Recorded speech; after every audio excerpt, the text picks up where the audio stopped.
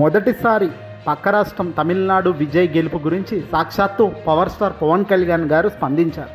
ఇంతకీ పవన్ గారు ఏమన్నారు ఒక్కసారి విందాం, ఆ తర్వాత మాట్లాడదాం. ముఖ్యంగా మొన్న తమిళనాడు ఎలక్షన్స్ వచ్చి ఆయన ముఖ్యమంత్రిగా నన్ను చంపేస్తారు అందరం. దాని పరిస్థితులు వేరు, మన పరిస్థితులు వేరు. అంటే ఎందుకు చెప్తా అంటే దాని పరిస్థితులు వేరు, మన పరిస్థితులు వేరు. మన అలా రాలా అంటే నేను ఇక్కడ ఉన్న నాయకులందరూ ఉన్నారు. మొన్న ఎలక్షన్ తర్వాత మీ అందరూ ఒక మైండ్లో ఒకటి ఉంది, ఆ రోజే కనుక తెలుగుదేశం వెళ్ళకుండా ఉంటే చాలా బాగుండేది అని నా చెవులు ఊదరగొట్టేస్తున్నట్టు. ఒక రోడ్ మ్యాప్ లేదు, ముందు నుంచి అడుగుతా ఉన్నాం, రోడ్ మ్యాప్ లేదు. రైట్, విన్నారు కదా. ఈ మధ్య చాలామంది తమిళనాడు విజయ్ గెలుపు ఎలా జరిగిందో అలాగా మీరు కూడా చేస్తుంటే బాగుండని నాకు మెసేజ్ పెట్టారు అంటున్నారు పవన్ కళ్యాణ్. సాక్షాత్తు ఆయన మాటల్లోనే మీరు విన్నారు. అంటే దీని అర్థం ఏమిటి? పవన్ కళ్యాణ్కి సంబంధించి మనమే కాదు, సోషల్ మీడియాలో అంటే ఎవరో పడరానోడు పెట్టాడు ఒక మెసేజ్ అనుకున్నాం. కానీ ఇక్కడ పవన్ కళ్యాణ్ గారు చెబుతుంది ఏమిటంటే, నాకే మెసేజ్లు చేశారు చాలామంది, విజయ్ లాగా మీరు చేసుంటే బాగుండు అంటున్నాడు. ఇది ఇన్ఫర్మేటివ్ పాయింట్ నెంబర్ 1 నోటెడ్. అంటే దాని అర్థం ఏంటి? పవన్ కళ్యాణ్కు అత్యంత దగ్గరి సన్నిహితులు, అత్యంత దగ్గర వాళ్ళు, పవన్ మేలు కోరుకునేవారు, పవన్ గెలుపు చూడాలనుకున్న వాళ్ళు, పవన్ ముఖ్యమంత్రి స్థానంలో కూర్చోవాలని గట్టిగా అనుకున్న వాళ్ళందరూ కూడా మీరు తప్పు చేశారు అని పవన్కి హెచ్చరించే పరిస్థితికి వచ్చింది. ఇక్కడ మీరు అర్థం చేసుకోవాల్సిన విషయం ఒకటి. రెండో విషయం, మరి ఆంధ్రప్రదేశ్ గురించి మాట్లాడొద్దు, ఆంధ్రప్రదేశ్ పరిస్థితులే వేరంటూ ఏదో కవర్ చేద్దాం అనుకున్నాడు. ఏదో పక్కోడి పెళ్లి ముందు చిన్న పిల్లలు పరిగెత్తుతున్నట్టు, అది కూడా ప్రాపర్గా కాన్ఫిడెన్స్గా లేదు. ఆ చెప్పే విధానంలో, పవన్ కళ్యాణ్ చెప్పే విధానంలో కాన్ఫిడెన్స్ లేదు. పక్కన పెడదాం. నెక్స్ట్ ఏందయ్యా అంటే 2019లో నిలబడితే 2 చోట్ల కూడా ఓడించారు, నమ్మినవాడు కూడా పక్కన నిలబడలే, అందరూ ముంచేశారు అంటున్నారు. ఇది పవన్ కళ్యాణ్ ముందుగా నేర్చుకోవాల్సింది ఏంటంటే, ఫస్ట్ ఆఫ్ ఆల్ ఒక పార్టీ పెడితే ఒక స్ట్రక్చర్ ఉండాలి, ఒక ఆర్గనైజేషన్, ఒక విధానం ఉండాలి, నడిపించే కెపాసిటీ ఉండాలి. సరే, నీకు పవర్ ఉందా, పేరుందా, సినిమాల నుంచి వచ్చి క్రేజ్ ఉందా, ఇవన్నీ పక్కన పెడితే ప్రాక్టికల్గా దాన్ని ఇంప్లిమెంట్ చేసే నైపుణ్యం ఉండాలి. దరిద్రం ఏందయ్యా అంటే 2014లో చంద్రబాబు నాయుడు గారితో, మోదీ గారితో కలవడం మొదటి తప్పు చేసింది పవనా కాదా? 2014 నుంచి ఇప్పటి వరకు పవన్ కళ్యాణ్ చేసింది ఏమిటి ప్రశ్నించుకుంటే, 2014లో చంద్రబాబు కోసం ప్రచారం చేసింది వాస్తవం కాదా, అవునా? ఆ తర్వాత 2019లో ఓటమి రాగానే మళ్ళీ 2024లో చంద్రబాబు దగ్గరికి వెళ్ళి జనసేన పూర్తిగా తాకట్టు పెట్టడం కరెక్టా కాదా?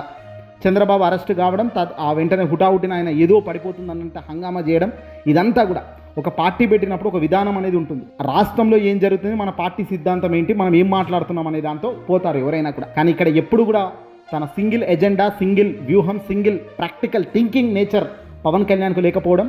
ఒక రకంగా పవన్ కళ్యాణ్ ఈరోజేమో పవన్ కళ్యాణ్ నేను హూందాతనం ఉంది, నాకు ఈరోజు బలం ఉంది, నేను ఈరోజు ముఖ్యమంత్రిగా కూర్చుంటానంటాడు, రేపు పొద్దున లేదు మనకు అసలు గ్రౌండ్లో మనకు నిలబడే సత్తా ఉందా, పోలింగ్ బూతులు మేనేజ్మెంట్ చేసే ఒక వ్యవస్థ మన దగ్గర ఉందా, అది టీడీపీ దగ్గర ఉంది, మన దగ్గర లేదని మరొక మాట అంటారు. అంటే ఒక క్లారిటీ తత్వం తన దగ్గర లేకపోవడం, వాట్ ఈస్ వాట్ అనే దాంట్లో తాను తెలుసుకోవడంలోనే తాను విఫలమవ్వడం వల్ల జరిగిన ఒక దారుణమైన తప్పిదం, అంతే తప్ప మరొకటి కాదు. విజయ్ తమిళనాడులో ఒంటరి పోరాటం చేసి గెలిచాడు, ఇది అవును, ఇది సత్యం. ఒంటరి పోరాటం ఎప్పటికైనా గెలుపునిస్తుంది, కానీ ఎంతకాలం ఉంటామనేది కూడా టాస్క్. 2019లో నేను ఓడించారంటున్నా, 2 చోట్ల ఓడించారు, ఎమ్మెల్యేగా కూడా నన్ను గెలిపించలేదంటున్నాడు పవన్ కళ్యాణ్ గారు. ఎస్ అండి, అవునండి, కరెక్టే. అప్పుడు మీరు ఏం చేయాలి? ప్రజలు ఎందుకు ఓడించారు, ప్రజలకు ఏం కావాలి, ప్రజలు ఏం కోరుకుంటున్నారు, ప్రజలకు నేను చేస్తున్నది రైట్ ఆర్ రాంగ్ అన్న బ్యాక్ ఫ్రంట్ ఆలోచించారా ఎప్పుడైనా?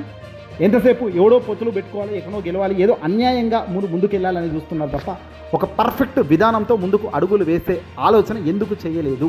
అప్పుడు నన్ను ఓడించారు కాబట్టే నేను ఇప్పుడు చంద్రబాబుతో కలిశాను అని పవన్ కళ్యాణ్ చెప్తున్నాడంటే దాని అర్థం ఏంటి? ఆయనకు ప్రజల మీద నమ్మకం లేదు, కేవలం అధికారం మీద ఆశ ఉందని క్లియర్గా అర్థమవుతుంది. విజయ్ తలపతి మాదిరిగా ఒంటరిగా నిలబడే దమ్ము లేక కూటమి ముసుగులో దాక్కుని ఈరోజు గొప్పలు చెప్పడం కరెక్టేనా అంటున్నారు వైసీపీ వాళ్ళు. వైసీపీ ఒంటరిగా పోటీలో ఉన్నది. వైసీపీకి తెలియదా పొత్తులోకి పోతే మేము గెలుస్తామని?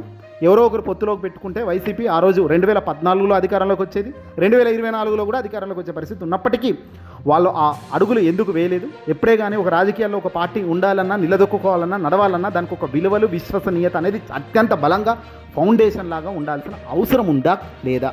అలాంటి ఫౌండేషన్ బలంగా లేనప్పుడు అలాంటి వ్యవస్థ కూలిపోతుంది.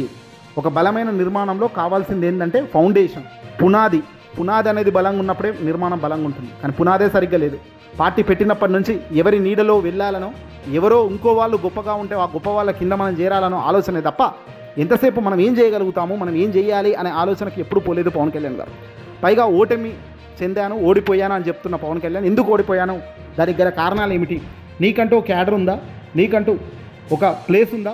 ఎన్నికల్లో ఎమ్మెల్యేగా గెలిచేందుకు ఒక పార్టీ ఒక ప్లేస్ని ఎంచుకొని దానికి కనీసం కష్టపడ్డారా? ఉదాహరణకు తెలుగుదేశం పార్టీకి సంబంధించిన చంద్రబాబు నాయుడు గారి కుమారుడు నారా లోకేష్ని ఇక్కడ ఉదాహరణగా తీసుకుంటే, నారా లోకేష్ మంగళగిరిలో ఓడిపోయారు. ఇప్పటికి కూడా ఈ రోజు కూడా మంగళగిరికి సంబంధించి నారా లోకేష్ ఒక మాట చెప్తున్నాడు, రాజకీయాలకు అతీతంగా మాట్లాడుతూ ఒక మాట చెప్తున్నాడు. ఏంటి? మంగళగిరిలో నేను ఓడిపోయిన చోట నేను గెలవాలి, అప్పుడే నాకు దమ్ముంటుంది అన్నాడు. అంటే ఈ రోజు గెలుపు కాదు, రాబోయే ఫ్యూచర్ గురించి నారా లోకేష్ తన రాజకీయ మనగడ ప్రారంభించే ఒక వ్యవస్థను తయారు చేసుకునే ఆలోచన తాను చేశాడు. మరి అప్పుడు నీకు ఒక రాజకీయంలో ఒక పార్టీ పెట్టే అంత ఆలోచన ఉన్నప్పుడు ఆ పార్టీ పెట్టే ముందే అసలు ఎక్కడి నుంచి నేను పోటీ చేస్తే నా పరిస్థితి ఏంటి, గెలిచే పరిస్థితి ఉందా, అసలు పార్టీ పెట్టకముందే ఒక 2 సంవత్సరాలు ఆ క్యాడర్ అర్థం చేసుకుని అక్కడ బలాన్ని పెంచుకుని పార్టీ పెట్టి ఆ పెట్టిన పార్టీని అద్భుతంగా ముందుకు తీసుకెళ్లే ఒక కన్స్ట్రక్టివ్ విధానాన్ని నువ్వు ముందుకు తీసుకెళ్ళగలిగితే ఖచ్చితంగా నువ్వు 10 ఏళ్ళకో 15 ఏళ్ళకో పార్టీ అనేది అధికారంలోకి వచ్చే అవకాశం డెఫినెట్గా ఉంటుంది కదా.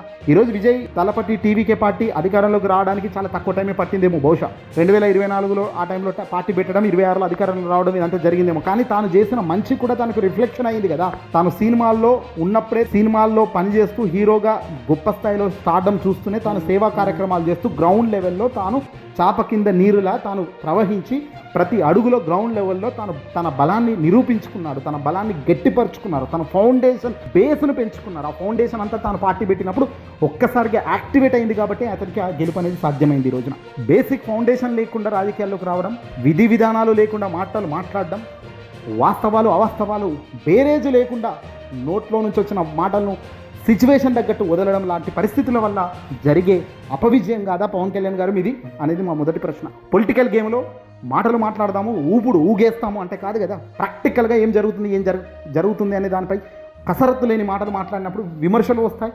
వాటిని బ్యాలెన్స్ చేసే విధానంలో ఫెయిల్ అయినప్పుడు ఖచ్చితంగా అది రాంగ్ డైరెక్షన్కే వెళ్తుంది. పక్క రాష్ట్రంలో విజయ్ గెలిస్తే ఇక్కడ పవన్ కళ్యాణ్ ఎందుకు అంత ఉలిక్కి పడుతున్నాడు?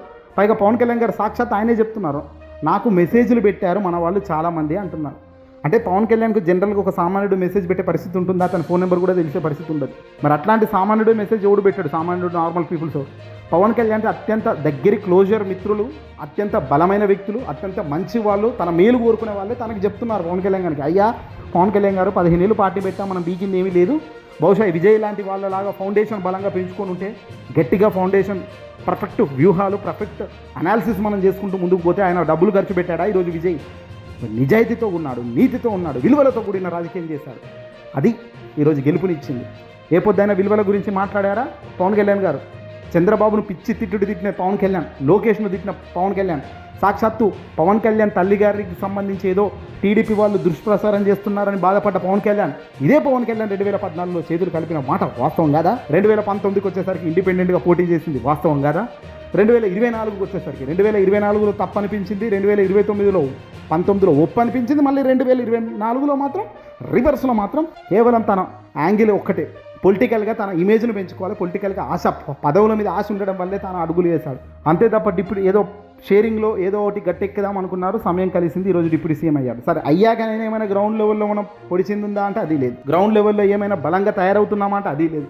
పార్టీ చూస్తే అవమాన పరిస్థితి, పార్టీ చూస్తే దారుణమైన పరిస్థితి. పక్కకి వెళ్తే కూడా మన వాళ్ళ కార్యకర్తలు, జనసేనకు సంబంధించిన వాళ్ళు కూడా ఇబ్బంది పడే పరిస్థితి. కూటమితో కానీ, చంద్రబాబు నాయుడు గారి టీడీపీ పార్టీ వాళ్ళతో కానీ, బీజేపీ వాళ్ళతో కానీ, మధ్యలో ఉన్న జనసేన కార్యకర్తలు నలిగిపోతుంటే కూడా పట్టించుకునే పరిస్థితి. పైగా ఇదంతా పక్కన పెడితే మరో 15 సంవత్సరాలు మనం ఇదే కూటమిలో ఉండాలి అంటున్నాం.